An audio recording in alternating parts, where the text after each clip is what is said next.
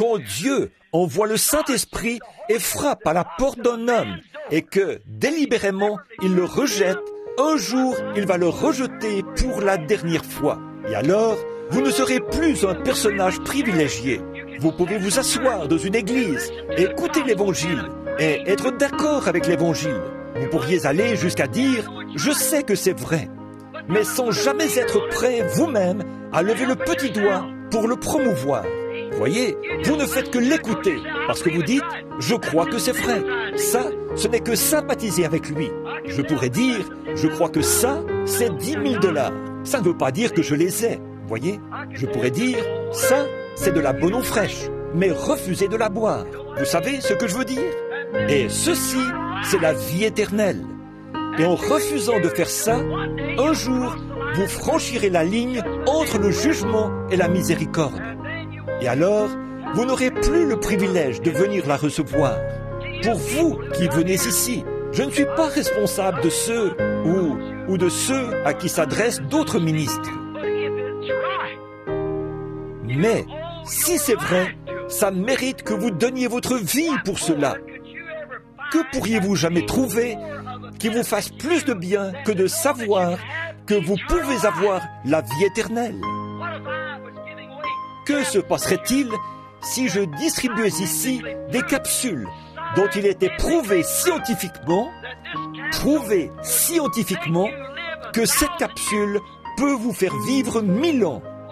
Eh bien, je devrais placer là une milice pour les garder à distance. Vous n'auriez pas à faire d'appel à l'hôtel pour ça. Il faudrait les repousser par la force. Pour vivre 1000 ans. Il est pourtant prouvé scientifiquement que le Dieu éternel, grâce à toute sa puissance de résurrection, vous promet la vie éternelle. Et Satan disposera là ses légions pour vous en tenir éloignés. Voyez, pourtant, vous pouvez regarder, et avec assez de bon sens, regarder cela bien en face et voir que c'est vrai, et ensuite le rejeter. Voyez, quelque chose, une excuse quelconque. Il fait trop chaud, je suis trop fatigué, je le ferai demain. Juste une excuse quelconque. C'est tout ce qu'ils font.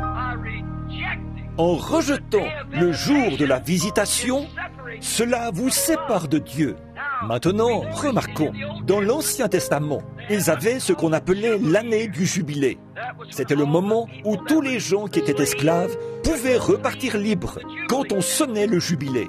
Et alors, si un homme ne partait pas, qu'il pouvait donner une excuse expliquant pourquoi il ne voulait pas retourner sur sa terre, alors il devait être marqué à l'oreille avec un poinçon contre le poteau du temple. Et alors, peu importe combien de jubilés se succéderaient, cet homme était définitivement vendu. Il ne pouvait plus jamais revenir en Israël comme citoyen. Plus jamais. Qu'avait-il fait? Il avait rejeté son invitation. Il n'avait rien à payer. La dette de son esclavage était remise. Sa famille était libre. Il pouvait retourner directement dans sa patrie et récupérer sa propriété. Mais s'il refusait de le faire, alors il n'avait plus d'attribution en Israël et sa propriété était donnée à quelqu'un d'autre. Maintenant, la même chose qui s'applique au naturel s'applique au spirituel. En effet, si nous, en tant qu'héritiers de la vie éternelle, nous entendons l'Évangile et savons que c'est vrai et que nous le rejetons, que nous refusons de faire cela ou de l'écouter, nous recevons la marque de la bête. Là, quelqu'un a dit, eh bien, il va y avoir une marque de la bête. Ça va venir un jour. Laissez-moi vous dire, elle est déjà venue. Vous voyez, dès que le Saint-Esprit a commencé à se répandre, la marque de la bête a commencé à être introduite. Vous voyez, vous n'avez que deux choses. L'une, c'est l'accepter et recevoir le sceau de Dieu.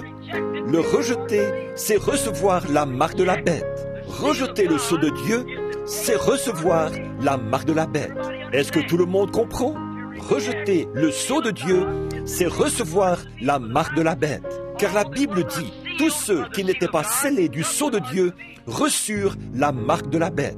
Quand la trompette sonnait, tous ceux qui voulaient partir libres pouvaient le faire.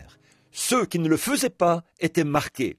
Maintenant, vous voyez, la marque de la bête si nous en parlons au futur, c'est lorsqu'elle sera manifestée, lorsque vous vous rendrez compte que c'est ce que vous avez déjà fait.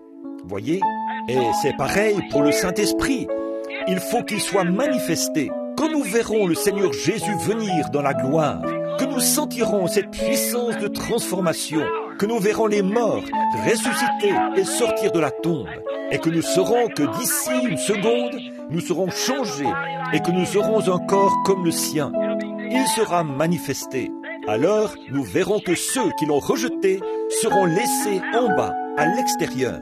Jésus n'a-t-il pas dit que les vierges étaient sorties pour aller à la rencontre de Christ?